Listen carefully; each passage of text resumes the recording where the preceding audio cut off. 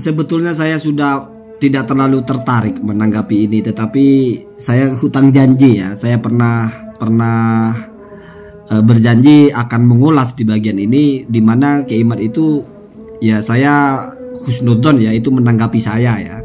Karena yang bicara usul itu ya baru saya sepertinya.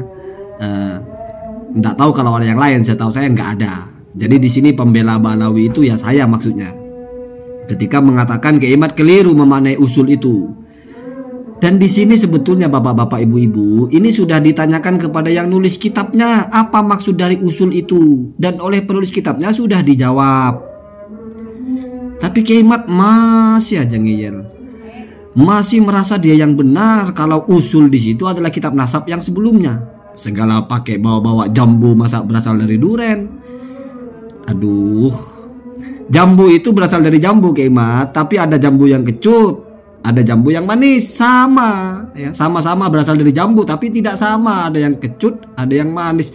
Masa kalau berasal harus sama? Agak aneh sebetulnya ya. Cuman sekarang perhatikan ya, saya luruskan dulu cara memahami bagaimana Kiai Imad itu kalau menanggapi orang itu. Nggak ngerti persoalannya apa yang ditanggapi. Sekarang tiba-tiba dia mengatakan kalimat usul dimaknai pembela Ba'alawi dengan usul nasab ya. Jelas tidak paham bahasa Arab. Saya sudah jelaskan. Usul itu Kiai Imad adalah sesuatu yang musallamat, sesuatu yang mujma' alaih, sesuatu yang tidak ada perselisihan di dalamnya dalam nasab. Dan di dalam nasab itu sesuatu itu maksudnya adalah intisabu ahadin ila ahadin. Bernasabnya orang kepada orang lain, di mana itu sudah mujma'. Seperti misalnya Sayyidina Hasan bin Husain ya, dan Husain itu adalah muntasib kepada Sayyidah Fatimah atau muntasib kepada Sayyidina Ali. Itu namanya musallamat. Ali Zainal Abidin adalah muntasib kepada atau putra dari Sayyidina Husain. Itu namanya musallamat Kiai Imad. Ini penjelasan dari yang punya kitab. Kalau punya Kiai Imad kan kitab usul itu adalah kitab sebelumnya, sehingga syajaro itu tidak boleh diselisih oleh kitab setelahnya, karena berarti dia menyelisih usul. Aneh Kiai Imad, syajaro itu berapa kali dia menyelisih kitab yang sebelumnya, menyelisih kitab yang setelahnya malah. Kadang-kadang nggak habis pikir ya, gimana cara memahami gitu ya. Di sini malah usul diartikan menyelisih asalnya, nggak ada Kiai Imad, nggak ada nyanya di situ, menyelisih usul ya. Akhirnya kan terpaksa merubah-rubah terjemahan ya. Sekarang tertib dulu ya. Dibaca dulu pelan-pelan ya. Ya mohon maaf kalau intonasi saya agak tinggi, geregetan aja gitu. Ini saya menjelaskan kepada orang alim tapi kok seperti enggak gitu ya. Agak membingungkan ya. Coba perhatikan kalimat Allah takuna, kemana domir dalam lafaz takuna itu? Tentu kepada lafaz rik'ah. Bukan rik'ah, ruk'ah ya. Ya nggak apa-apa lah ya. Kitab atau sesuatu yang ditulis kepada lafaz ruk'ah.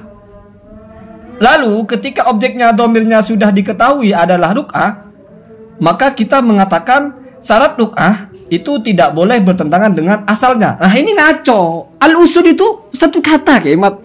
Kalau asalnya itu, kalau bahasa Indonesia itu usuluhu, asal muasalnya ada domirnya.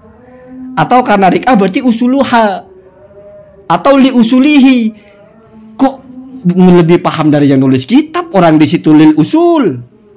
Kenapa bisa menjadi makna asalnya? Kan jadi aneh. Sama dengan misalnya kita ngomong kitab kamu ini tidak boleh menyelisihi al usul. Usul itu apa? Sesuatu yang sudah disepakati. Rukun Islam 5, kamu tulis kitab rukun Islam 7. Nah, kamu namanya menyelisihi usul itu namanya. Bukan menyelisih asal muasal dari kitab kamu, bukan begitu Kiai Imad ya. Jadi jangan nambah-nambah asalnya. Itu usul. Tidak boleh menyelisih usul. Dalam fan ilmu itu ada istilah-istilah. Furu, usul ya, dalam warisan itu apa, dalam nasab itu apa. Ada ilmu usuli, itu usul itu maksudnya apa. Ada, semuanya ada. Ini sudah saya bacakan, yang ditulis oleh penulis kitabnya langsung. Apa itu usul? Al-usulu hiya ma tammal ittifaqu alaihi. Sesuatu yang muttafaq alaih ya. Kemudian wa tasalama alaihi ahlun nasab, dan diterima oleh semua ahli nasab. Tidak mungkin itu kitab nasab Kiai Imad. Karena kitab nasab itu tidak ada yang diterima semua orang. Al-Majdi misalnya menulis kitab kadang tidak sepakat dengan kitabnya Al-Ubaidili. Biasa itu Kiai Mat ya. Kalau usul ini di mana kitab, berarti semua kitab nasab itu mujma'. Aneh, bin ajaib. Gitu ya, sesederhana itu sebetulnya. Ini belum masuk kepada nahunya. Ini masuk kepada pemahaman dasar saja gitu. Jadi itu kalau mau diganti bahasanya adalah tidak boleh menyelisihi yang sudah disepakati oleh semua orang. Coba dibaca yang bawah itu, kan 2 kali di situ disebut masalah mukhalafatul usul itu. Yang paling bawah kan ada wa adamu mukhalafatiha lil usuli an-nasabiyyati ladal jami'. Sudah jelas kalimat al-usul an-nasabiyyah, yaitu intisab nasab yang mana itu sudah ladal jami'i itu mu'tamah. Al-mu'tamadi ladal jami'. Masih nggak ngerti-ngerti. Jadi sesuatu yang sudah dijadikan patokan gitu loh. Tidak ada ikhtilaf sama sekali di situ. Maka dicontohkannya di sini apa? Masalan intisabu Abi Bakrin li Bani Taim. Seperti misalnya Abu Bakar bernasab kepada Bani Taim. Itu namanya usul. Kenapa usul? Karena muttafaqun alaih. Tidak ada ikhtilaf. Ya Nabi Muhammad muntasibun ila Ka'ab. Ya, kalau Abu Bakar kepada Taim, kalau Nabi Muhammad kepada Ta'ab, sama Ka'ab ya, sama-sama bin Murrah. Itu namanya usul. Maka kalau ada kitab kok isinya bertentangan dengan hal-hal yang mujma' seperti itu, ditolak kitab itu Kiai Mat. Begitu kok. Sesederhana itu memahaminya. Maka kalau bicara anaknya Ahmad, mana yang ijma' ditolak? Kan hanya kitabnya Ar-Razi 1 yang mengatakan hanya 3. Apakah itu ijma'? Apakah itu tasalam alaihi ahlun nasab? Apakah itu tambat ittifaqu alaihi? Lalu oleh Kiai Mat ketika kita berbeda dengan As-Sajarah lalu dianggap mukhalifatan lil usul. Gitu ya. Nggak boleh gitu Kiai Mat ya. Nggak boleh kita mana kitab orang kita lebih paham karena maksa batalin nasab orang. Mana boleh begitu. Nggak asik itu ya, nggak asik. Ini spesifikasi orang bahas kitab, ngerti dia harfan-harfannya itu, ngerti kemana arahnya. Ya karena saya hargai Kiai Mat, tidak mungkin saya debat dengan pendapat saya, tidak mungkin saya debat dengan pandangan saya, maka dihadirkanlah tulisan dari yang nulis kitabnya, penjelasan, ditolak juga. Repot kalau begini ya, repot. Bayangkan ya, yang punya kitab udah menjelaskan apa maksudnya kalimat itu, ditolak. Nah terus makna kitab itu terserah siapa? Terserah yang mau memahaminya. Wah kacau. Kacau ya. Jadi lihat di situ ada 2 itu, usul itu 2. Yang pertama usul itu disebut secara terpisah dia ya. Tidak ada kaitannya, tidak dinisbatkan kepada apapun. Lil usul ya. Seolah-olah masih umum. Apa sih usul? Di bawah itu dijelaskan lagi. Al-usul an-nasabiyah al-mu'tamadah ladal jami'. Itu kan dijelaskan. Usul itu adalah informasi-informasi intisab ya, karena soal nasab toh. Yang mana itu sudah disepakati semua orang, tidak ada ikhtilaf. Gitu Kiai Mat ya. Gitu.